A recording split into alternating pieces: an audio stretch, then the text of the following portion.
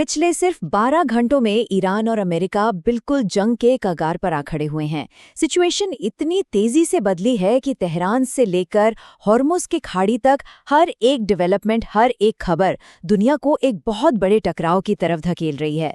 तो चलिए समझने की कोशिश करते हैं कि आखिर डिप्लोमेसी की एक छोटी सी नाकामी ने कैसे इतनी बड़ी आग भड़का दी है। ये जो मौका था ना, ये शायद इस संकट को टालने का आखिरी मौका था, लेकिन ये दरवाज़ा अब पूरी तरह बंद हो चुका है। पाकिस्तान में जो शांति वार्ता होनी थी, वो शुरू होने से पहले ही खत्म हो गई और इसके साथ ही हालात और भी ज़्यादा बिगड़ गए हैं। तो हुआ क्या आखिर? चलिए सबसे पहले बात करते हैं पाकिस्तान में हुए उस डिप्लोमैटिक फेलियर की, जिसने इस पूरे मामले को, इस पूरी सिचुएशन को जंग की तरफ मोड़ दिया। देखिए, ये कोई इत्तेफाक नहीं था, ये एक सोची समझी डिप्लोमैटिक चाल थी। हुआ ये कि अमेरिकन डेलीगेशन, जिसमें स्टीव विडॉफ और जेरेड कुशनर थे, पाकिस्तान के लिए उड़ चुके थे, लेकिन उनके इस्लामाबाद में लैंड करने से ठीक पहले ईरान की टीम वहां से निकल गई। एकदम साफ संदेश था कि हम बात ही नहीं करना चाहते। बस इस एक कदम ने टेंशन कम करने की जो थोड़ी बहुत उम्मीद बची थी, उस पर पानी फेर दिया। तो सवाल ये उठता है कि आखिर ये डिप्लोमेसी फेल क्यों हुई? इसका जवाब है ईरान की वो सख्त शर्तें, जिन पर वो किसी भी कीमत पर कोई समझौता करने को तैयार नहीं है। ईरान की सबसे पहली और सबसे बड़ी शर्त बिल्कुल क्लियर है। उन्होंने साफ साफ कह दिया है, जब तक ब्लॉकेड नहीं हटेगा तब तक अमेरिका से किसी तरह की कोई बातचीत नहीं होगी। ये जो ब्लॉकेड है, ये असल में अमेरिका द्वारा लगाए गए वो कड़े आर्थिक प्रतिबंध हैं, जिन्होंने ईरान की इकॉनमी को बिल्कुल तोड़ कर रख दिया है। तो उनका कहना है, पहले प्रतिबंध हटाओ, फिर बात होगी। लेकिन बात सिर्फ प्रतिबंधों तक ही नहीं रुकती। ईरान ने ये भी बिल्कुल साफ कर दिया है कि उनका यूरेनियम प्रोग्राम, न्यूक्लियर प्रोग्राम और मिसाइल प्रोग्राम, ये सब उनकी नेशनल सिक्योरिटी का मामला है और इन मुद्दों पर कोई बात नहीं होगी। ये नॉन नेगोशिएबल हैं, पीरियड। और देखिए, ईरान के अंदर भी सरकार पर बहुत प्रेशर है। रिपोर्ट्स बता रही हैं कि वहाँ की जनता और सरकार इस मामले पर बिल्कुल एकजुट हैं, एक साथ खड़े हैं। खासतौर पर जनरल कासिम सुलेमानी की हत्या के बाद लोगों में गुस्सा है और वो साफ साफ कह रहे हैं कि अली खामनेई के हत्यारों से, यानी अमेरिका से, कोई बातचीत नहीं करनी है। तो जब डिप्लोमेसी के सारे दरवाजे बंद हो गए, तो अब सबकी निगाहें हॉर्मोन्स में हो रहे मिलिट्री बिल्डअप पर अटकी हैं। यहाँ पर सिचुएशन इस वक्त बहुत ही ज़्यादा तनावपूर्ण है। इस पूरे टेंशन का एपिसेंटर है हॉर्मुज़ की खाड़ी। यहाँ अमेरिका और उसके सहयोगियों ने 19 युद्धपोत तैनात कर दिए हैं।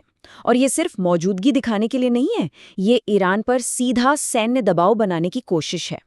और ये सिर्फ समुद्र में नहीं हो रहा है, हवा में भी ईरान को घेरा जा रहा है।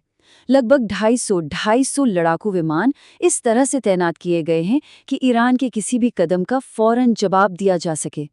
ये एक जबरदस्त हवाई घेराबंदी है। लेकिन ईरान भी चुप नहीं बैठा है।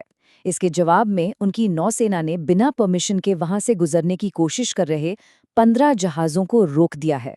ये एक बिल्कुल साफ मैसेज है कि हॉर्मुज़ की खाड़ी पर कंट्रोल किसका है, ये ईरान तय करेगा। तो यहाँ ना एक तरह की मिलिट्री चेस गेम चल रही है। एक तरफ है अमेरिका, अपने Tomahawk missile, Patriot defence system और George W Bush aircraft carrier के साथ अपनी ताकत दिखा रहा है। तो वहीं दूसरी तरफ है ईरान, जो हॉर्मुज़ से गुजरने वाले जहाज़ों को रोक कर ये साबित कर रहा है कि इस इलाके में हमारी मर्जी के बिना पत्ता भी नहीं हिल सकता। और अब ये लड़ाई सिर्फ ईरान और अमेरिका के बीच की नहीं रह गई है। दुनिया की बाकी बड़ी ताकतें भी अब इसमें कूद पड़ी हैं और अपना अपना पक्ष चुन रही हैं। इस मामले में सबसे तीखा रिएक्शन आया है रूस की तरफ से। उनके विदेश मंत्री सर्गेई लावरोव ने तो सीधे सीधे अमेरिका पर इल्जाम लगाया है। उनका कहना है कि अमेरिका की दादागिरी चल रही है, उनकी दिलचस्पी सिर्फ तेल में है, अंतर्राष्ट्रीय कानून में नहीं। और इस बयान के पीछे ना एक ठोस वजह है। हॉर्मुज़ में जरा सी भी गड़बड़ होती है, कोई भी अस्थिरता आती है, तो इससे रूस और चीन दोनों के व्यापारिक हितों को सीधा नुकसान पहुंचता है। तो उनके लिए ये सिर्फ एक क्षेत्रीय तनाव नहीं है, यह एक आर्थिक खतरा है और यही चीज़ उन्हें सीधे अमेरिका के खिलाफ खड़ा कर देती है।